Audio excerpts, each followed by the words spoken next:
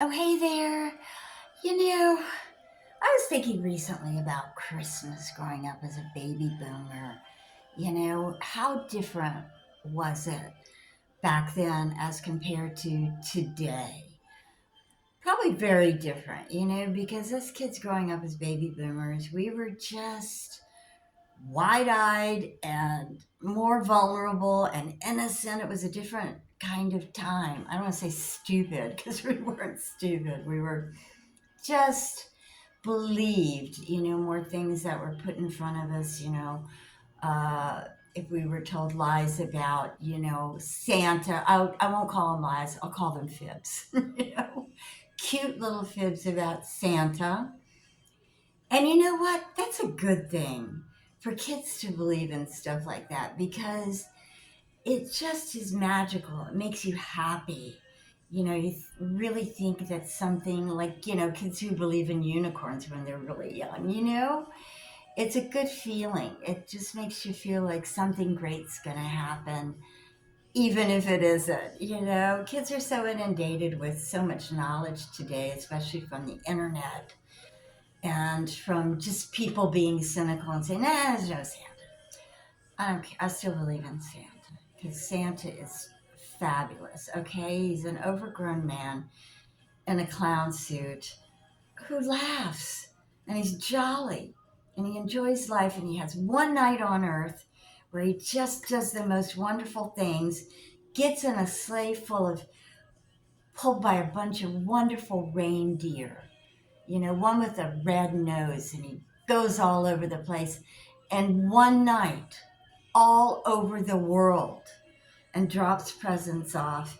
And it's a good time. And I think it's a great thing to believe. And I believed. I don't know to what age, but probably until my mother started telling me, don't you go in that room. You do not go in that room. You understand? And of course, I went in that room, because I'm pretty sure there was presents in there, which there were. They were wrapped, but I would very carefully, blow on to moisten the tape so I could get it open just enough to see what the heck was in, that under that wrapping, and to see if I was getting what I wanted. And usually I did. And it was wonderful, and I really enjoyed that. And then maybe at that time I realized it was my parents giving me the gifts, and that was okay, but I still liked Santa, no matter what. We'd go to see him at the mall, which was really fun, and my father would take us to the naval base. We lived in Norfolk, Virginia. Yes, and he was an officer, so we'd get readily on the base, and some of the most gorgeous lights ever were on those ships because the ships are huge and they were decked out with lights everywhere and different designs and decorations, so it was great for a little kid.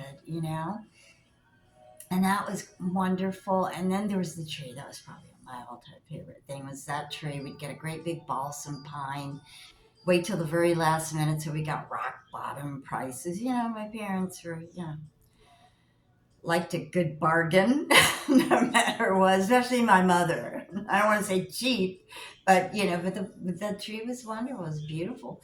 Put the lights up, and some of the best looking lights in the world. Those bubble lights with the long skinny thing, the fluid inside, different colors. Oh, they were my all time favorites. I love them.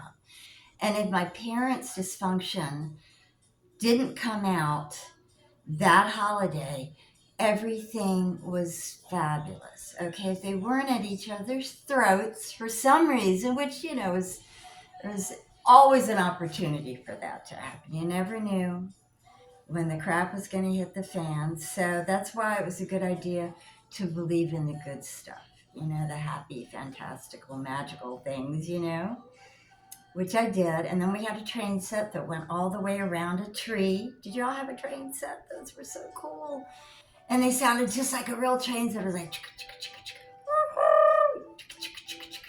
And if anything broke on it, I'd make my father go to the hobby store and get the part, okay?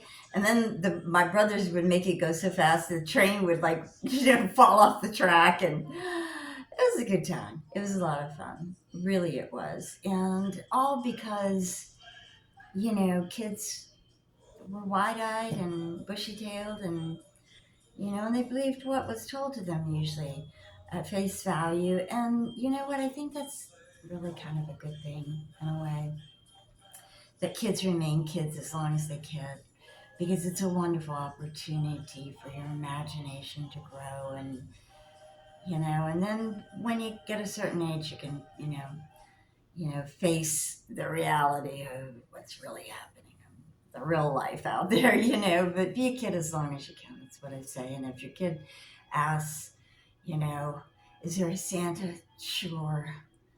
And he likes your mother's cookies, okay? And he's an overweight guy, but he's jolly and he's happy and he's on your roof, so don't get a gun and shoot him, okay? It's a good story. I love it. What was your baby boomer Christmas like? I'd love to hear from you. What's your Christmas like now? And I want to wish you a very Merry Christmas and a Happy New Year and a Happy Kwanzaa and anything that you happen to celebrate around the holidays. And no matter whether you're alone or with family or with friends, I hope you have a wonderful time, no matter what. God bless you all. Happy holidays, and share with me your story. Love to hear from you. Thanks for listening. Bye.